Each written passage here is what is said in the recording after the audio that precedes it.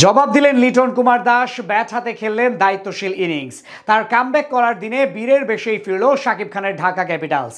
সিলেট স্ট্রাইকার্সের বিপক্ষে লিটন পেরার আগ্রাসী ব্যাটিংয়ের মাঝে পাত্তাই পায়নি চায়ের রাজ্য সিলেট স্ট্রাইকার্স, যার সুবাদে জয় দিয়ে টুর্নামেন্টের ক্ষীণ সম্ভাবনা বাঁচিয়ে রাখল রাজধানীবাসীর প্রতিনিধিরা। সিলেটের বিপক্ষে লিটনের দুর্দান্ত ব্যাটিং ও ম্যাচ জয়ের গল্প নিয়ে বাকিটা শুনবো রিপোর্টে। প্রথম 10 ওভারে মাত্র 68 রান, আউট হয়েছেন 3 ব্যাটার। আজও শাকিব খানের ঢাকা ক্যাপিটালসের শুরুটা ছিল বড্ড বেমানান, কিন্তু আশার প্রদীপ হয়ে জ্বলেছিলেন লিটন কুমার দাস। এরপর ভক্তদের চাহিদা মতোই ব্যাট করতে থাকেন এই ব্যাটার। আগের ম্যাচে দর্শকদের দুয়োধুনির জবাবটা দিলেন আজ ব্যাট হাতে। এদিন সিলেট স্ট্রাইকার্সের বোলারদের বিপক্ষে ঝড় তুলেন এই ওপেনার। আজ জহুর আহমেদ চৌধুরী স্টেডিয়ামে টুর্নামেন্টে টিকে থাকার মিশনে টস জিতে আগে ব্যাট করার সিদ্ধান্ত নেয় ঢাকা ক্যাপিটালস। ওপেনিংয়ে নেমে শুরুটা ভালোই করেন তানজিদ তামিম। 2 ছক্কা ও 1 চারের সাহায্যে 22 রান করে অভিষিক্ত টিপু সুলতানের বলে উড়িয়ে মারতে গিয়ে মিড অনে আরিফুল ইসলামের হাতে ক্যাচ দিয়ে ফিরেন তিনি। 3 নম্বরে নেমে ব্যর্থ হন জিয়ান কুয়েতজে। এই নামিবিয়ান ব্যাটারের কাছ থেকে আসে মাত্র 9 রান, মাঝে 4 রান করে বিদায় নেন মুসাদ্দেক। ব্যাটারদের এমন একের পর এক আউট হওয়ার মিছিলে থমকে যায় ঢাকা ক্যাপিটালসের রানের চাকা। সেখান থেকে জুটি গড়েন সাব্বির রহমান ও লিটন দাস।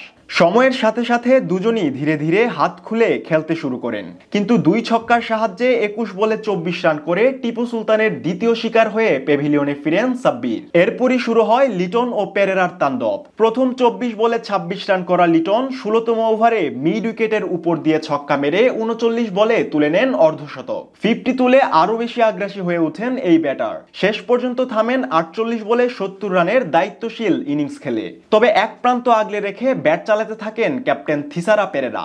তার 17 বলে 37 রানের উপর ভর করে 196 রানের পুঁজি পায় ঢাকা ক্যাপিটালস। জবাব দিতে নেমে শুরুতেই ধাক্কা খায় সিলেট স্ট্রাইকার্স। মোসাদ্দেক হোসেন সৈকতের বলে সুইপ শট খেলতে গিয়ে দুর্ভাগ্যবশত পায়ে লেগে বল হিট করে স্টাম্পে। তিনি বিদায় নেন 5 বলে 3 রান করে। আসরে এখন পর্যন্ত দুর্দান্ত ব্যাটিং করলেও এদিন ব্যাট হাতে দলের গুরুত্বপূর্ণ সময়ে রান করতে ব্যর্থ হন জাকির হাসান। আজ তার ব্যাট থেকে আসে 7 বলে 8 রান। তবে এক প্রান্ত আগলে রেখে দারুণ খেলতে থাকেন উইকেট কিপার রনি তালুকদার। তার সাথে সঙ্গ দেন অ্যারন জোন্স। মাঝে মুস্তাফিজের বলে 4 মেরে 33 বলে অর্ধশতক তুলে নেন রনি। তাদের দুজনের কাছ থেকে আসে 80 রানের পার্টনারশিপ। 44 বলে 68 রান করে বিদায় নেন রনি তালুকদার। সঙ্গী হারিয়ে একই পথে হাঁটেন অ্যারন জোন্স। মাঝে অবশ্য সিলেট স্ট্রাইকার্সকে ম্যাচ জয়ের স্বপ্ন দেখান জাকের আলী অনিক ও অধিনায়ক আরিফুল ইসলাম। 13 বলে 28 রান করা জাকেরকে আউট করে ঢাকার শিবিরে স্বস্তি ফিরান মাকিদুল ইসলাম। শেষ ওভারে সিলেটের দরকার ছিল 23 রান। সেখান থেকে প্রথম 2 বলে 1 ছক্কা ও 1 চার মেরে ম্যাচ জমিয়ে তুলেন সামিউল্লাহ শেনওয়ারি। যদিও ঠিক পরের ডেলিভারিতেই কামব্যাক করেন কাটার মাস্টার মুস্তাফিজ। শেষ পর্যন্ত তার নৈপুণ্যে 6 রানের জয় নিয়ে মাঠ ছাড়ে শাকিব খানের ঢাকা ক্যাপিটালস।